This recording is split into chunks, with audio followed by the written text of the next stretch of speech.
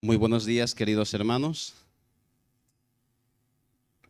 La semana pasada tuvimos la visita del pastor Das, quien estuvo compartiendo por la mañana, pero al mismo tiempo por la tarde tuvimos un taller y estuvo de mucha bendición para aquellos que hemos participado.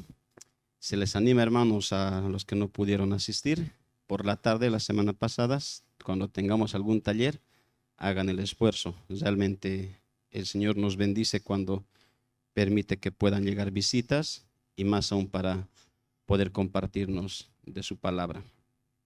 Bienvenido a los hermanos que están visitando la iglesia. Esta es Iglesia Bíblica Sola Escritura. Y bueno, quisiéramos ahora ingresar a la predicación de la palabra.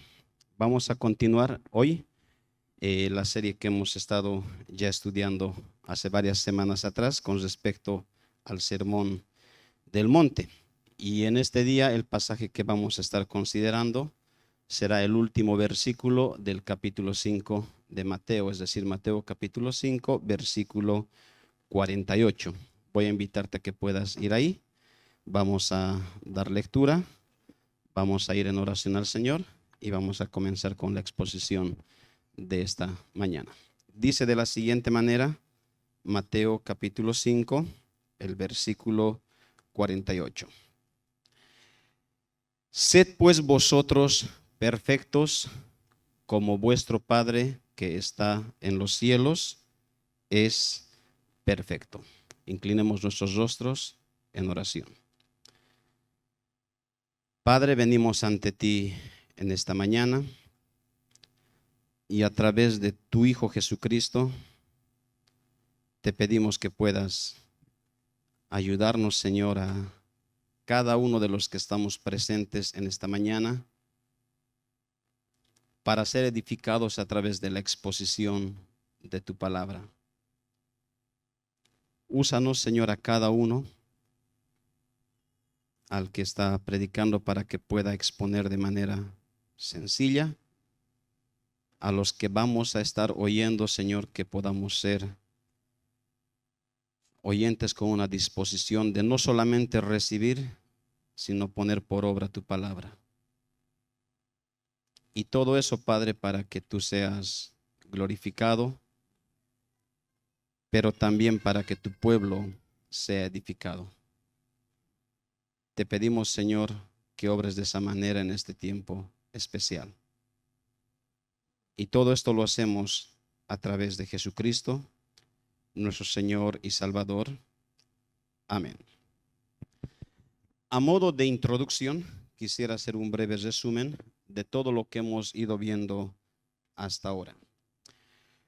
Cuando el Señor Jesucristo enseñó este sermón, denominado el Sermón del Monte, nosotros vimos que en Israel predominaban 4 grandes sectas religiosas, cada una de ellas con su respectiva doctrina y su forma de vida. Los que recuerdan van a ver que en ese entonces estaban los fariseos, estaban los saduceos, estaban los zelotes y los esenios.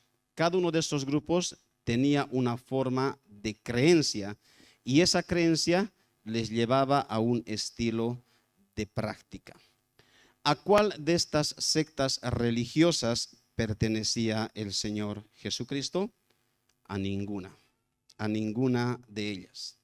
El cristianismo verdadero, que es instaurado por el Señor, no se compara a ninguno de estos grupos religiosos de ese entonces, ni a ningún otro grupo religioso del presente.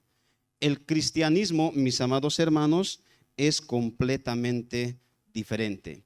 Y es eso lo que justamente el Señor Jesucristo pasa a enseñar en los 3 capítulos, Mateo capítulo 5, capítulo 6 y capítulo 7, denominado, como bien dijimos, el Sermón del Monte.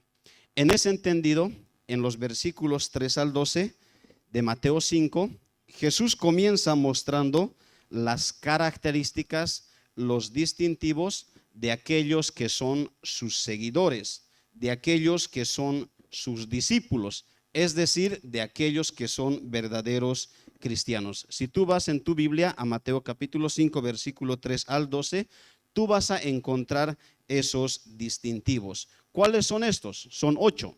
Por ejemplo, el primer distintivo, un verdadero cristiano, se nos dice en el versículo 3, es pobre en espíritu. En segundo lugar, un verdadero cristiano siente un profundo dolor por su pecado.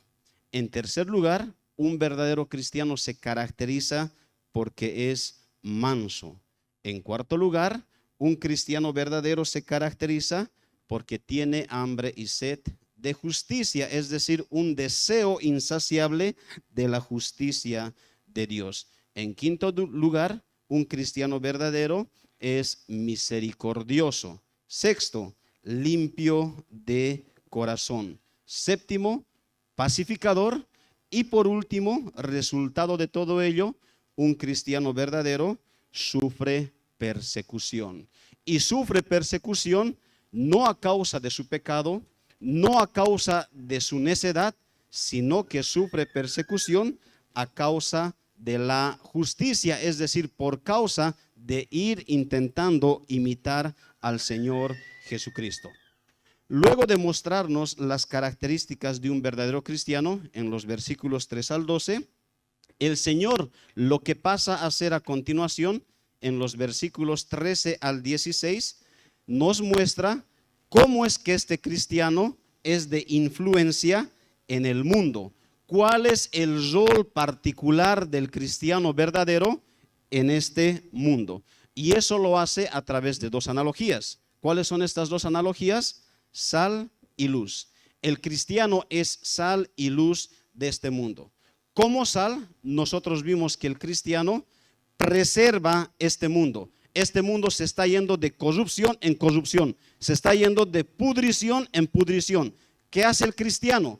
Con su forma de vida, él preserva este mundo. Como luz, ¿qué es lo que hace el cristiano? El cristiano ilumina. Este mundo está en tinieblas, este mundo está en oscuridad. El cristiano como luz, reflejando la luz de Cristo en su vida, él ilumina este mundo. Y todo esto, como bien dijimos, lo hace por su forma de vida, por su forma de hablar, por su forma de reaccionar, por su forma de comportarse en los diferentes contextos donde él cada día se desenvuelve. No solamente en la iglesia, en la casa, en el trabajo, con los hijos, con la esposa, en el colegio, en la universidad, en todo lugar donde el cristiano se desenvuelve, es sal y él es luz.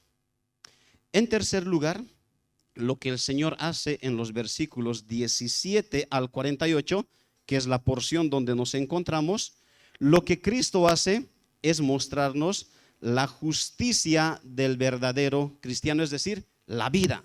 No solamente características, no solamente su influencia, sino en tercer lugar, cómo es la vida. Es decir, cómo es que el cristiano vive frente a la ley de Dios. Y en esta tercera sección nosotros vimos que él comenzó iniciando o afirmando que el propósito por el cual Cristo vino fue justamente a cumplir dicha justicia de Dios. Versículo 17 de Mateo capítulo 5. Y lo segundo que se nos dijo es que esa justicia que Dios requiere de aquellos que son sus seguidores, la vida que Dios requiere de aquellos que son sus discípulos, de aquellos que son verdaderos cristianos, debe sobrepasar en gran manera ¿a quién? A la vida de los escribas y los fariseos. Ustedes bien recuerdan que los escribas y los fariseos eran la gente más eminente de aquel entonces. Eran a quienes se consideraban como un ejemplo de vida. Cristo dice, si quieres ser mi seguidor, tu vida debe sobrepasar a la de ellos. Debe ser mucho mejor que la vida de los escribas y los fariseos. En ese entendido, del 21 al 47, Mateo capítulo 5, Jesús pasó a presentarnos 6 ejemplos de dicha justicia, de cómo debe ser la vida del cristiano frente a la ley de Dios, que nosotros vimos en su momento que esta justicia era mal enseñada y mal practicada. Pero al mismo tiempo de presentarnos aquello, Jesucristo corrige esa mala enseñanza y esa mala práctica. Y con respecto a qué enseñanzas nos dio ahí en los versículos 21 al 47, con respecto al homicidio y la ira. Cristo dice, el homicidio simplemente no es pecado, también es la ira, también es el enojo, también es el maltrato verbal. Nos enseñó con respecto al adulterio, diciéndonos que no solamente adulterar es cometer un acto físico.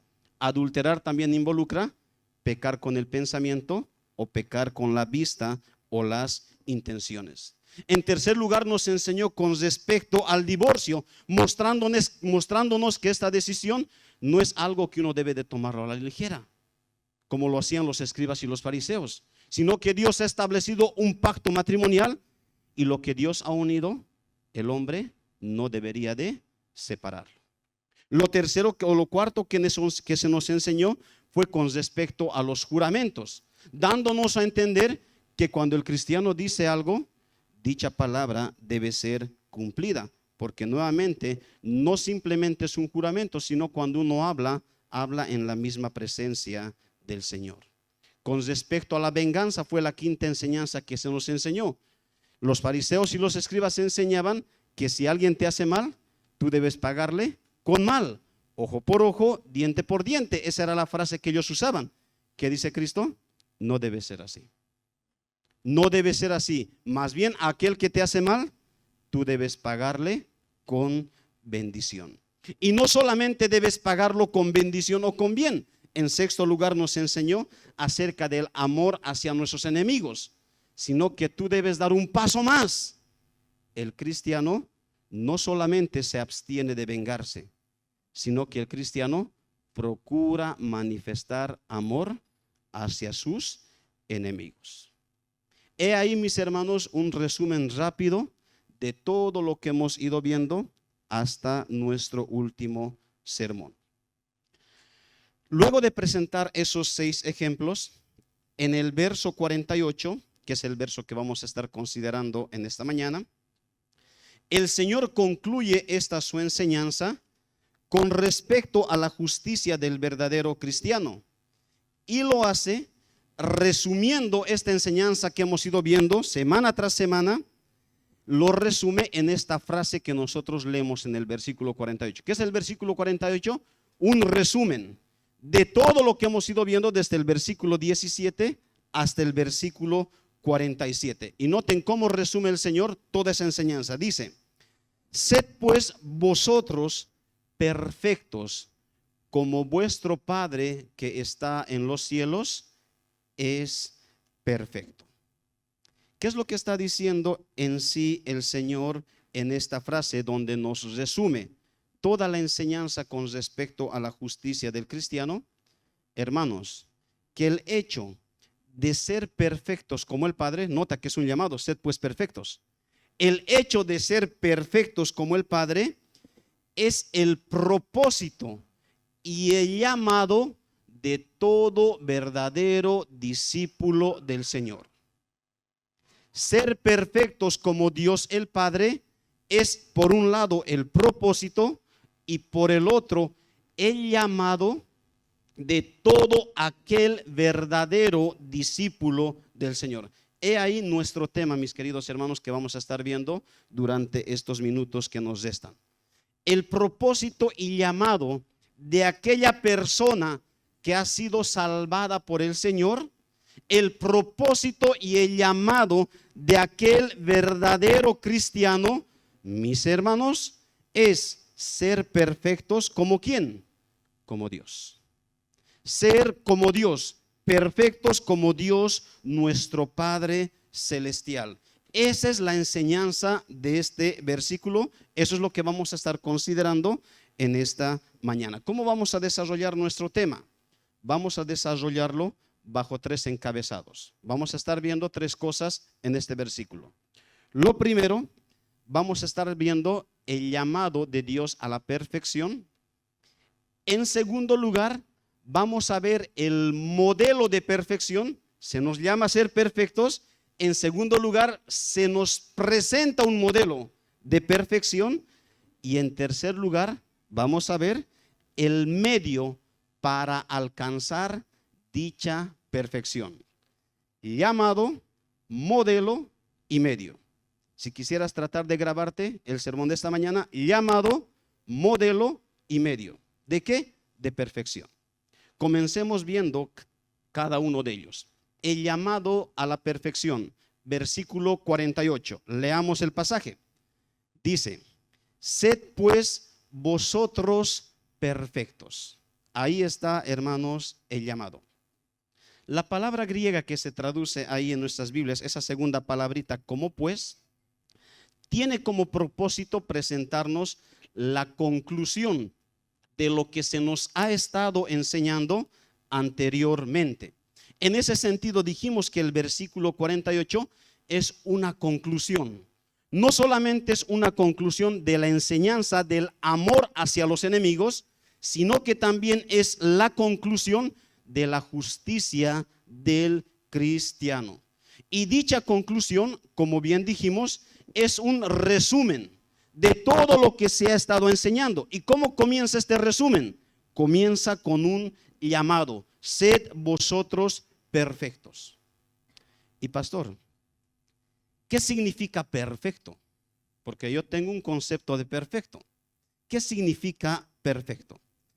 Esta palabra que se traduce perfecto en el original tiene dos sentidos.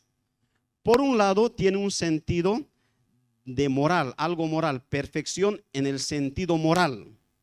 Y por el otro lado, tiene un sentido de plenitud, perfección en el sentido de plenitud. Vamos a explicar cada una de ellas.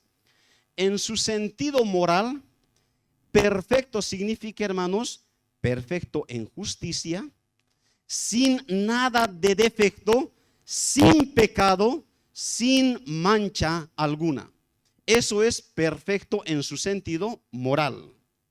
En su sentido de plenitud, significa entero, completo, íntegro. Como cuando tú vas a la tienda, por ejemplo, y te compras, qué sé yo, una zapatilla, y te pruebas un número, te pruebas otro número, y hallas uno que te hace bien, y tú dices, este me queda perfecto. Esa es la segunda idea de esta palabra en su sentido de plenitud. ¿En qué sentido se nos está llamando a los creyentes a ser perfectos? En los dos sentidos. Es decir, los creyentes estamos llamados a ser perfectos en un sentido moral, sin pecado, sin mancha. Ese es el llamado de Dios para nuestras vidas. Primera Pedro capítulo 1, versículo 16. Vayamos a ver ahí.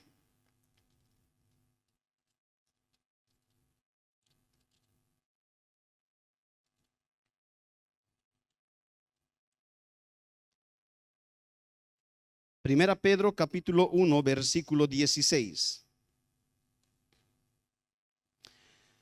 Porque escrito está: sed santos, porque yo soy santo.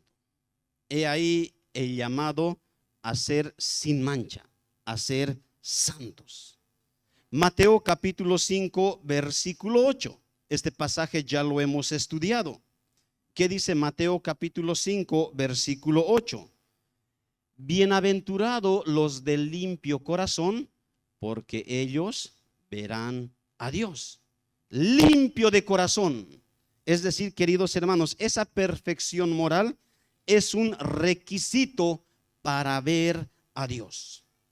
Si bien se nos llama a ser moralmente perfectos, es decir, sin mancha alguna, queridos hermanos, eso no significa que los cristianos vamos a alcanzar dicho estado en esta vida, sino que lo vamos a alcanzar en la vida venidera. No, el Señor me está llamando. Bueno, no puedo, no puedes, pero tienes que ir en pos de ese llamado. Los cristianos caminamos en esa dirección. Por el otro lado, tampoco significa que si bien no podemos alcanzar aquello, no nos vamos a preocupar de nuestra santidad. Así es que voy a vivir a la ligera. No me voy a preocupar de crecer. Hermano, el creyente se preocupa cada día. Y eso es en todo creyente. Se preocupa cada día por su vida espiritual, por ir sacando aquellos pecados que son desagradables delante de Dios. Y todo pecado es desagradable delante de Dios. Pero pastor, yo ya soy mayor, ya tengo 20 años de cristiano. Igual tienes que seguir sacando tus pecados de tu vida. Y si tengo 30 años de cristiano, igual. Aunque tengas 50, 60 años de cristiano, todo cristiano está llamado a mortificar, a sacar el pecado de su vida hasta el último segundo de su muerte. Toda persona está llamado a preocuparse por su vida espiritual. Eso es lo que la Biblia nos enseña. Eso es a lo que las Escrituras nos manda. Por ejemplo, Colosenses capítulo 3. Un solo ejemplo.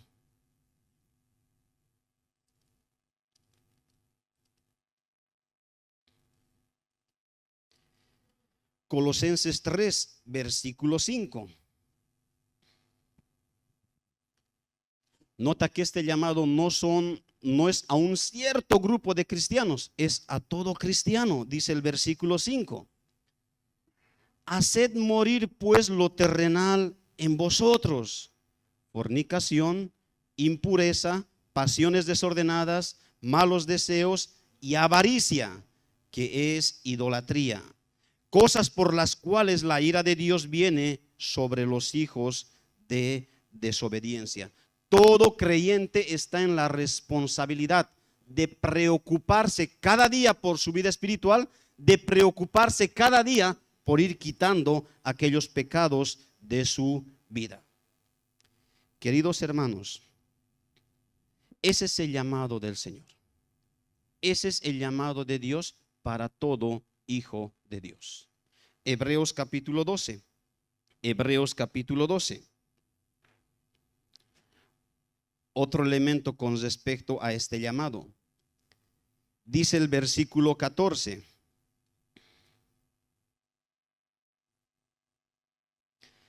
Seguid la paz con todos y la santidad. El cristiano debe seguir la santidad, sin la cual nadie verá al Señor. Hermanos, la santidad, el hecho de ser sin pecado, es el horizonte, es el norte, es el objetivo hacia el cual todo cristiano se dirige, hacia el cual todo creyente está siendo llevado. Como cristianos, una de nuestras principales prioridades es preocuparnos por nuestro crecimiento espiritual. Este llamado entonces a la perfección implica perfección en cuanto a lo moral en nuestras vidas. Pero también dijimos que los creyentes estamos llamados a ser perfectos en un sentido de plenitud. En un sentido de plenitud, dijimos, en ese sentido se traduce como completo, entero, entre otros términos sinónimos a ello. A diferencia del otro, hermanos, este estado en su sentido de plenitud, a diferencia de lo moral, es un estado que los creyentes sí podemos alcanzar en esta vida. Moralmente no podemos alcanzarlo, pero en su sentido de plenitud sí podemos alcanzar en esta vida. Por ejemplo, Génesis capítulo 6, versículo 9, dice la Biblia que Noé era un varón justo y perfecto. Job capítulo 1, versículo 1, describe a Job como un hombre perfecto, un hombre recto, un hombre temeroso de Dios y apartado del mal. Primeras Reyes capítulo 11, vayamos ahí a Primeras Reyes capítulo 11.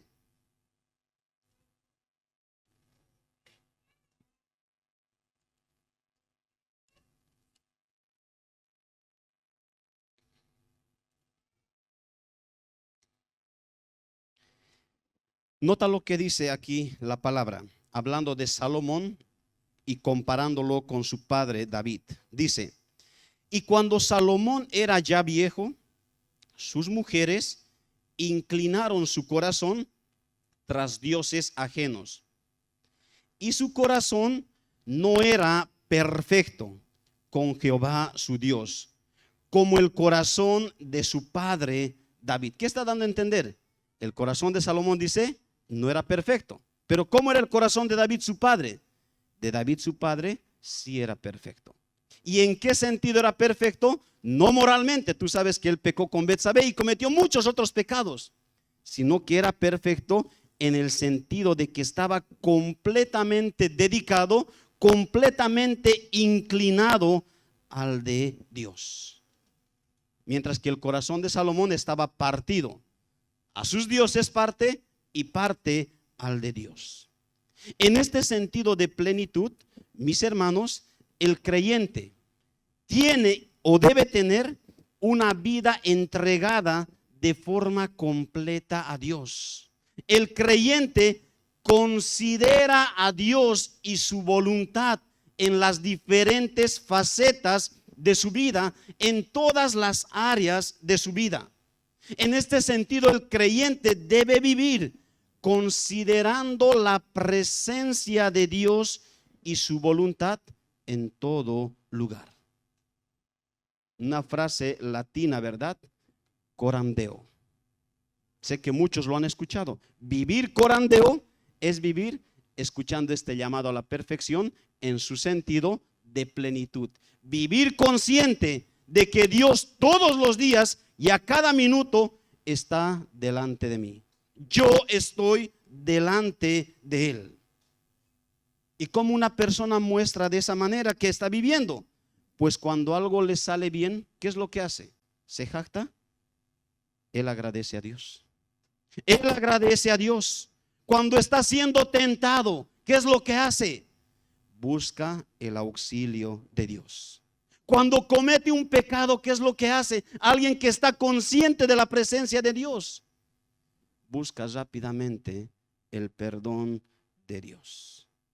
Y cuando el creyente está llamado a obedecer, él sabe que no puede obedecerlo en sus fuerzas, sino que necesita la gracia, la ayuda del Señor, y procura vivir conforme a Él de forma plena, no a medias, no a medias. Y esta disposición a obedecer al Señor, pues comienza con un reconocimiento sincero de que no podemos obedecer a Dios. Aquel que hace caso a este llamado a la perfección en su sentido de plenitud, dice: Señor, tú me has llamado a obedecerte de esta manera, pues yo no puedo hacerlo, me cuesta.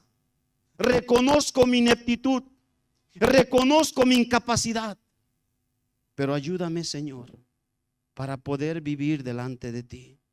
Ayúdame, Señor, a tener una disposición voluntaria de poder obedecerte. Eso es perfecto en su sentido de plenitud. Vivir conscientemente de la presencia de Dios en nuestras vidas.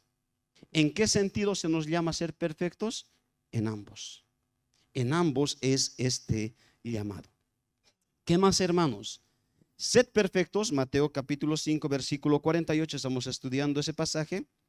Sed perfectos también puede ser traducido como seréis perfectos. Cuando uno estudia de manera gramatical estas palabras, puede ver rápidamente que también puede ser traducido como seréis perfectos, es decir, como un indicativo futuro. Esto significa que además de ser un llamado, ser perfectos, queridos hermanos, también es una promesa. Esto es muy interesante. Ser perfectos no solamente es un llamado para el cristiano, también es una promesa de parte de Dios. Es decir, que Dios nos promete. Dios te promete, si tú eres hijo, hija de Dios, Él te promete que tú vas a ser perfecto. Y sabes, esta promesa descansa ¿en qué? No en lo que tú eres o haces, sino esta promesa descansa en lo que Dios ha prometido. Y si Dios ha prometido, Él lo va a cumplir. Él lo va a cumplir. ¿Con qué propósito crees que el Señor te ha llamado? ¿Con qué propósito el Señor llama un pueblo para sí mismo? ¿Sabes con qué propósito? Hacerles perfectos como Él es perfecto. Hacerles como Él es. Ese es el propósito por el cual Dios ha ido llamando personas durante el resto de toda la historia. Deuteronomio capítulo 7. Por ejemplo, ahí nos encontramos con el pueblo de Israel.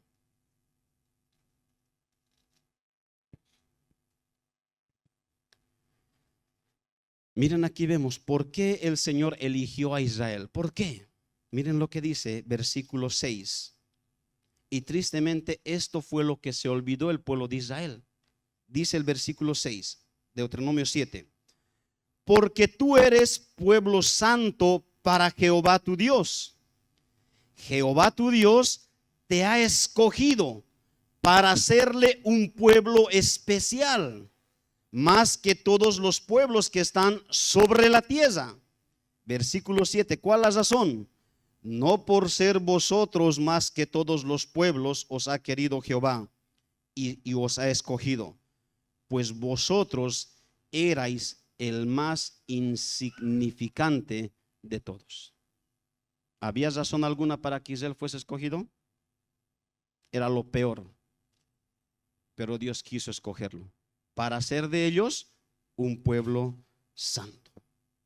Romanos capítulo 8, hablando de los creyentes.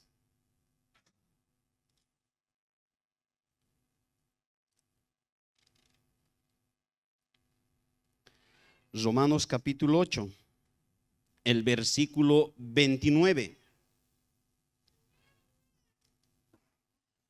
Porque a los que antes conoció, también los predestinó. ¿Con qué propósito? Para que fuesen hechos conformes a la imagen de su Hijo. Los predestinó, Dios salvó a aquellos a quienes iba a llamar a ser sus hijos. ¿Con qué propósito? Para hacer de ellos personas semejantes a Jesucristo su Hijo. Primera Corintios capítulo 1.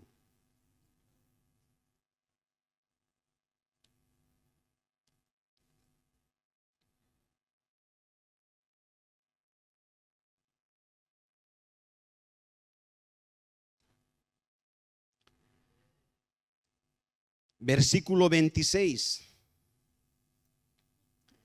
Pues mirad, hermanos, vuestra vocación, que no sois muchos sabios según la carne, ni muchos poderosos, ni muchos nobles, sino que lo necio del mundo escogió Dios para avergonzar a los sabios. Y lo débil del mundo escogió Dios para avergonzar a lo fuerte. Y lo vil del mundo y lo menospreciado escogió Dios, y lo que no es, para deshacer lo que es, a fin de que nadie se jacte en su presencia. Mas por él estáis vosotros en Cristo Jesús, el cual nos ha sido hecho por Dios sabiduría, justificación, santificación y redención, para que, como está escrito, el que se gloría, gloríese en el Señor. ¿Hay algo de qué jactarnos? Nada. Si Él te ha escogido, si Él te ha salvado, ha sido por pura gracia. Pero ¿para qué te ha escogido? Para que tú seas un pueblo santo, uno semejante a Cristo delante del Señor. No solamente es un llamado ser perfectos, sino también entonces dijimos que es una promesa. Nota, como promesa vemos la soberanía de Dios. Como llamado vemos nuestra responsabilidad. Soberanamente Dios nos promete, pero en su llamado es tu responsabilidad, es mi responsabilidad ir en pos de este llamado. Un último detalle de esta pequeña frase: sed pues vosotros perfectos. Hermanos, nota que este llamado, pero al mismo tiempo promesa, es exclusivo. Es un llamado y es una promesa exclusiva. ¿Qué significa eso? Que no es para cualquier persona. Este llamado y esta promesa no es dada para cualquier persona, sino solamente para los creyentes. Nota el cuidado que el Señor Jesucristo tiene al decir: sed pues, ¿quiénes? Vosotros. ¿Quiénes son esos vosotros? Sus discípulos, sus seguidores, los cristianos. Perfectos como vuestro Padre. No dice el Padre de todo el mundo, vuestro Padre, tu Padre. Si tú eres cristiano, tú tienes a Dios como Padre. Es decir, hermano, para ser receptor de esta promesa y para obedecer este llamado, hay un requisito. ¿Y qué es ese requisito primordial? Ser cristiano. Ser cristiano. Ser nacido de nuevo. Haber sido salvado por la gracia de Dios. Haber sido libertado de las cadenas del pecado. Haber venido primeramente a Cristo en arrepentimiento y fe. Es para ellos y solamente para ellos esta promesa y este llamado. Si tú no eres cristiano, por más que intentes, no vas a poder obedecer este llamado. Si tú no has nacido de nuevo, vas a tratar de esforzarte y no vas a poder hacerlo. ¿Sabes por qué? Porque primeramente a ti se te llama a que vengas a Cristo en arrepentimiento y fe. Esta promesa no es para ti si tú no eres creyente. Y mira que este texto te está llamando: ven a Cristo en arrepentimiento y fe. Ven primero a Él confesándole tus pecados, reconociendo tu culpa, reconociendo tu maldad, reconociendo tu incapacidad. Ven a Él y apropiate de esta promesa. Apropiate de esta promesa, pero ven primero a Cristo en arrepentimiento y fe. Hermanos, ¿cómo es la perfección, tanto moral como de plenitud, a la cual nos llama el Señor? Esta pregunta nos lleva a nuestro segundo encabezado. ¿Cómo es? ¿Y cuál es el segundo encabezado? El modelo de perfección. Versículo 48. No nos debemos olvidar que en el contexto judío, el modelo de justicia, ¿quiénes eran? Dijimos en la introducción, los escribas y los fariseos. Sin embargo, cuando Cristo enseña esta porción que tiene que ver justamente con la justicia del creyente, Él comenzó diciéndonos que los escribas y los fariseos para nada eran el modelo de justicia. Porque la justicia que Dios requiere del cristiano necesariamente debe ser mayor a la de los escribas y los fariseos. Debe ser mayor a la de cualquier persona que no es cristiana y que vive en este mundo. Escúchalo muy bien, ¿cómo debe ser la justicia del cristiano? No solamente mayor a los religiosos, sino mayor a cualquier persona de este mundo. Cualquier persona de este mundo. La justicia del cristiano debe sobrepasar en gran manera a la persona más buena de este mundo, a la persona más buena de este mundo, pero que no es cristiano. La justicia del cristiano debe sobrepasar en gran manera.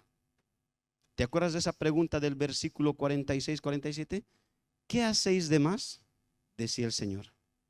Si saludáis a los que os saludan, ¿qué hacéis de más? También los pecadores hacen eso. Es decir, el cristiano hace algo más que aquella persona súper buena, pero que no es cristiano. ¿Y cómo es ese modelo de justicia? Ese modelo de justicia al cual estamos llamados a imitar y al cual estamos siendo llevados, el versículo 48 nos dice que es la persona de Dios.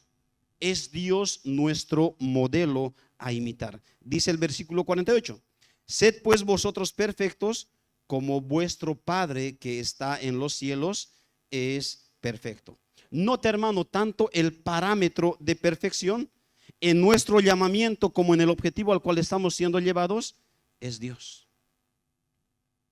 Eso es muy interesante, eso es sorprendente, porque es un nivel sumamente elevado. Ahora, dicha perfección ha sido revelado para nosotros en la persona de Jesucristo. Ha sido revelado para nosotros en su palabra. En ese sentido, cuando se nos llama a ser perfectos como el Padre, se nos está llamando a ser semejantes ¿a quién? A Jesucristo. Se nos está llamando a imitar a Cristo. Y por eso es que en otros pasajes tú encuentras esos llamados de que el cristiano debe andar como Cristo, debe imitar a Jesucristo.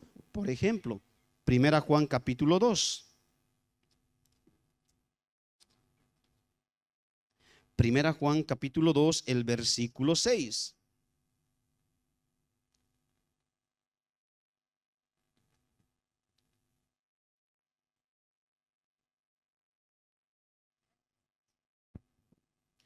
Dice de la siguiente manera: el que dice que permanece en él, es en Jesucristo, ¿cómo lo manifiesta? Debe andar como él anduvo. Soy cristiano. ¿Cómo debe ser mi andar? Debe ser como Jesucristo. 1 Corintios capítulo 11.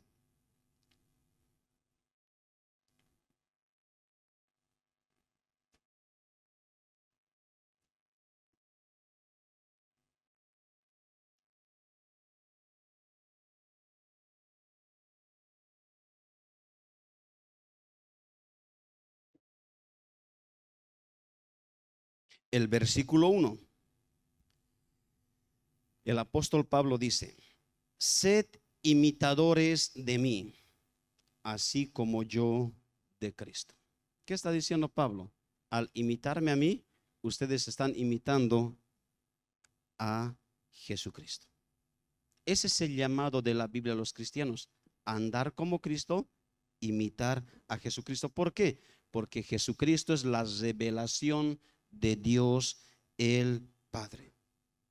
Queridos hermanos, cuando por la gracia de Dios hemos ingresado a la vida cristiana, si tú has ingresado a la vida cristiana, tú has ingresado a un proceso donde día a día estás siendo conformado a la imagen de Dios en Cristo. Tú has entrado en un proceso donde Dios te está transformando y donde el deber tuyo es ser semejantes, imitar cada día más a Jesucristo. ¿El cristianismo en qué consiste? El cristianismo, queridos hermanos, no es muy complicado. El cristianismo es sencillo. Consiste en amar e imitar a Jesucristo. El cristianismo consiste en amar e imitar a Jesucristo. Dos cosas sumamente sencillas. Y procuramos amarle a Él. ¿Por qué? Porque Él nos amó primero y se entregó a sí mismo por nosotros. ¿Y por qué procuramos imitarle? Porque Él nos llama a caminar, a andar en pos de su ejemplo, en pos de su estilo de vida, que nosotros debemos andar como Él anduvo. La justicia del creyente es mayor a la de los escribas y de los fariseos, es mayor a la de cualquier persona de este mundo que no es cristiana. ¿Por qué razón? Porque el cristiano ama e imita a Cristo. Ama e imita a Cristo. Es imitando a Cristo. Es a causa de su relación con Cristo. Es a causa de su amor a Cristo que el cristiano es completamente diferente a cualquier persona de este mundo. Eso es lo que le motiva, eso es lo que le mueve, eso es lo que le conduce, eso es lo que le guía. Jesucristo, nuestro Señor y Salvador. Siendo así, ¿en qué sentido práctico el creyente es diferente a aquel que no es creyente? Está bien, pastor, amar e imitar a Cristo. Pero ¿cómo se ve? ¿Cómo se ve esa diferencia? Yo soy cristiano, mi vecino es más bueno que yo, pero él no cree. Es católico, pero parece más cristiano que yo. ¿Cómo se ve esa diferencia en la práctica? Veamos algunos ejemplos de esa diferencia entre el cristiano, el verdadero cristiano, y aquel que no es cristiano, por muy bueno que sea. Notemos esta diferencia. Por ejemplo, en cuanto a su relación con la voluntad de Dios, ¿cómo es el cristiano y cómo es aquel que no es cristiano en cuanto a su relación con la voluntad de Dios? ¿Saben, hermanos? Para aquel que no es creyente, la voluntad de Dios, los mandamientos de Dios, la ley de Dios le es como una camisa de fuerza. ¿Y tú entiendes eso? Le cuesta. Escucha los mandamientos y le cuesta. El obedecer a Dios para aquel que no es creyente le es una carga, le es un peso. Por ejemplo, si bien esta persona, incluso si fuese religiosa, él sabe que debe congregarse los días del Señor, él lo hace, pero ¿sabes? No lo hace como un privilegio. No lo hace con gozo, no lo disfruta, sino que lo hace por obligación. Cumple, obedece, pero lo hace por obligación. Simplemente por cumplir. Porque ¿qué me van a decir los demás si no me ven el día de hoy? El no creyente se cuida de obedecer a Dios, pero se cuida de forma externa y no interna. Para aquel que no es creyente, el homicidio es condenable, la infidelidad es condenable, mientras que la ira, el enojo, el resentimiento, el orgullo y otros pecados de corazón, eso sí se justifica. Así vive el no creyente. Aquel ha matado, hay que condenarlo. Aquel es infiel, hay que condenarlo. Pero ¿qué de su orgullo? Eso se justifica. ¿Qué de mi ira? Eso se justifica. Así vive aquel que no es creyente. Se preocupa mucho más por los pecados, por la forma de vida externa. ¿Cómo es el creyente? Contrario a ello, ¿cómo es el creyente? Para el creyente, la ley de Dios, los mandamientos de Dios, no es una camisa de fuerza. El creyente se deleita en la ley de Dios. No perfectamente, ojo, pero procura hallar su deleite en los mandamientos de Dios. Salmos capítulo 1, versículo 2, refiriéndose al bienaventurado, dice que en la ley de Jehová está su delicia. Su delicia. Tiene que congregarse, él viene con gozo. Él disfruta. Él espera con ansias este día. Él espera porque sabe que se va a encontrar con su Señor de una forma muy especial. ¿Qué en cuanto a lo externo e interno? El creyente no solamente se preocupa por lo externo, sino y mucho más se preocupa por lo interno. Para el verdadero creyente, tanto el homicidio como la ira son pecados. Tanto la infidelidad como los pensamientos pecaminosos son pecados y condenables delante de Dios. El orgullo es aborrecible. Él se odia porque ve que todavía hay orgullo en su vida. Él aborrece la codicia porque sabe que es algo que desagrada al Señor. El verdadero cristiano no solamente se preocupa por cosas externas. En la gracia de Dios se preocupa por cosas internas. Esta diferencia también lo podemos ver en su relación consigo mismo, no solamente en su relación con los mandamientos de Dios, sino en su relación consigo mismo.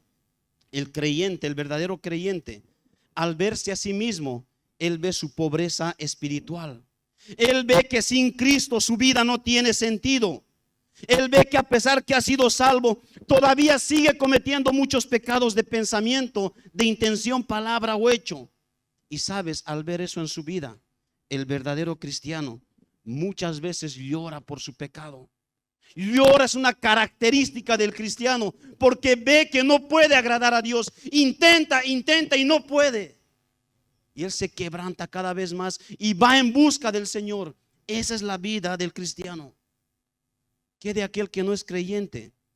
Aquel no ve su vida, su pobreza espiritual. Él se cree autosuficiente. Él dice: yo no necesito arrepentirme, mucho menos necesito cambiar. Y no siente dolor. Y si llora, él no llora por sus pecados, él llora por cualquier otra cosa. Llorará por su reputación, llorará por su orgullo, porque ha perdido algo, pero nunca, casi nunca llorará por sus pecados. Veamos al creyente y no creyente en su relación con los demás. ¿Cómo es aquella persona que es muy buena, pero que no es cristiana? ¿Cómo es su trato hacia los demás? Nota que no es un déspota, un desagradecido, un maleducado. No, una persona no cristiana, pero decente y muy buena, es amable, es comprensible, es respetuosa. Hay personas que son tolerantes, ven la necesidad de muchos aquellos que necesitan ayuda. Y no solamente ve la necesidad, busca formas y maneras de cómo ayudar, entre otras cosas. Muchas veces eso nos confunde a nosotros, que llegamos a decir: parece que esta persona es cristiana, solamente le falta creer. Es más, es mucho mejor que yo y mucho mejor que otros hermanos que conozco en la iglesia. Se nos viene ese pensamiento. ¿Pero es realmente cristiano? ¿O qué del creyente? Mateo 5:47 dice: ¿qué hacéis de más? El creyente hace mucho más. ¿Y cómo es el creyente en comparación a este? El verdadero creyente no solo se preocupa por la necesidad física de una persona, sino da un paso más. También y mucho más se preocupa por su necesidad espiritual. Mateo capítulo 16, versículo 26 dice: ¿por qué aprovechará el hombre si ganare todo el mundo y perdiere su alma? ¿O qué recompensa dará el hombre por su alma? Cristo ve que lo más valioso en esta vida no son cosas materiales, no son cosas que vamos a obtener, es el alma de una persona. Y el verdadero cristiano considera de la misma manera la necesidad más urgente, el alma de una persona, su propia alma y el de su prójimo. ¿Qué en cuanto a los no creyentes, en cuanto a sus enemigos? ¿Cómo es el no creyente? Alguien que es súper bueno, pero que no es creyente. Él llega al punto de detener su venganza. Se va a abstener de no vengarse. Y un no creyente puede llegar incluso allá. Pero ¿qué del verdadero cristiano? El verdadero cristiano no solo se abstiene de vengarse, sino que da un paso más. Él paga el mal ¿con qué? Él paga el mal con el bien. Romanos capítulo 12, versículo 20. Así que si tu enemigo tuviese hambre, dale de comer. Si tuviese sed, dale de beber. Haciendo esto, ascuas de fuego amontonarás sobre su cabeza. El cristiano da un paso más. No solo se abstiene, sino que actúa, y actúa pagando con bien el mal que recibe. ¿Notas esas diferencias? Hay una diferencia abismal entre el cristiano y aquel que no es cristiano. En relación a las circunstancias, otra diferencia podemos mencionar en relación a las circunstancias. ¿Cómo piensa el no creyente en cuanto a las circunstancias? Él cree que algunas cosas están bajo su control, mientras que otras están bajo el control de un destino incierto. Como que no sabe, pero puede él algo influenciar en ese destino. De ahí que cuando le va bien, él está contento y muchas veces se da gracias a sí mismo. Pero cuando las circunstancias le van mal, ¿qué pasa con él? Él está cabizbajo. Y si bien atraviesa esas circunstancias adversas, él lo atraviesa de manera resignada. ¿Cómo es el creyente? Él entiende que el destino y todas las cosas no están bajo su control, ni bajo el control de este destino incierto. Él entiende que están bajo el control ¿de quién? De nuestro Dios soberano. Por ese motivo, cuando le va bien, ¿qué es lo que hace? no se enorgullece, no se da gracias a sí mismo. Él da gracias a Dios. Mientras cuando le va mal, ¿qué hace el verdadero cristiano? Él pide el auxilio de Dios. Y él atraviesa esas circunstancias con esperanza, entendiendo que incluso todas esas cosas van a obrar para su propio bien. ¿Notas la diferencia? Hay una diferencia abismal en su relación con el pecado. ¿Cómo es el no cristiano y el cristiano? Ahí está el pecado. ¿Cómo es el no cristiano y el cristiano? El no cristiano justifica su pecado, acusa a otros por su pecado, pero él tiene la culpa, ella tiene la culpa, ella me está molestando, ¿qué voy a hacer yo? Así vive el cristiano. Nunca se va a acusar a sí mismo. Siempre otros van a ser los culpables, pero nunca él va a ser el culpable. Así actúa el no cristiano.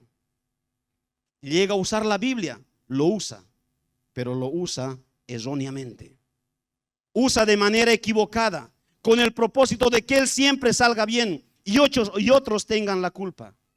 El no cristiano no quiere cambiar, sino que ama su pecado y justifica todo lo que viene a acusarle que él está mal delante del Señor. ¿Cómo es el creyente? El verdadero creyente sabe que otros no son el problema, sino que uno mismo es el problema. Cuando él es acusado de pecado, él reconoce su pecado. Le cuesta por su orgullo, pero él busca la gracia del Señor para reconocer su pecado. Él siente un dolor y va en busca de Cristo, en busca de perdón. El verdadero creyente, así como José, así como David y otros siervos de Dios, sabe que su pecado es primeramente ¿contra quién? Contra Dios. ¿Qué dijo José cuando ahí estaba la esposa de Potifar tentándolo? ¿Cómo yo cometería este gran pecado en contra de Dios? ¿Y qué hizo? Huyó. ¿Qué hizo David cuando fue confrontado por Natán en su pecado con Betsabé? ¿Qué hizo él? Él dijo: pequé contra Dios. El verdadero creyente ve su pecado en contra de Dios. He ahí, queridos hermanos, la diferencia abismal entre un cristiano y aquel que no es cristiano. El verdadero cristiano hace más, y eso que hace más le hace diferente a cualquier persona que no es cristiana. ¿Esto debido a qué? Dijimos, debido a su relación con Cristo, debido a su amor por Cristo, debido a que el cristiano en la gracia de Dios busca imitar a Cristo. Siendo que el modelo de vida que se nos pide es Dios mismo, hermanos, si somos sinceros y conscientes, incluyéndome a mí, tú bien sabes que esto es imposible para nosotros. Hemos subido a un nivel muy alto. Es un nivel muy alto lo que la Biblia nos pide. Y todo lo que hemos ido hablando hasta ahora es un nivel sumamente alto que ninguna persona puede alcanzar, y mucho menos nosotros. Y esto nos lleva a nuestro tercer y último encabezado: el medio para alcanzar la perfección. Hay un llamado, hay un modelo. Dios eleva ese modelo, lo pone muy en alto. Nota que Él no condesciende, no dice sed medio perfectos, sed un 50%, no. Él lo pone en un nivel muy alto. Pero es interesante que a ese nivel alto hay un medio. Mira lo que dice el texto, leamos nuevamente. Sed pues vosotros perfectos, como vuestro Padre que está en los cielos es perfecto. Hermanos, el propósito del Señor en toda esta sección que hemos ido estudiando, desde el versículo 21 hasta el 47, no solo ha sido la manera correcta en que se debe entender y aplicar sus mandamientos.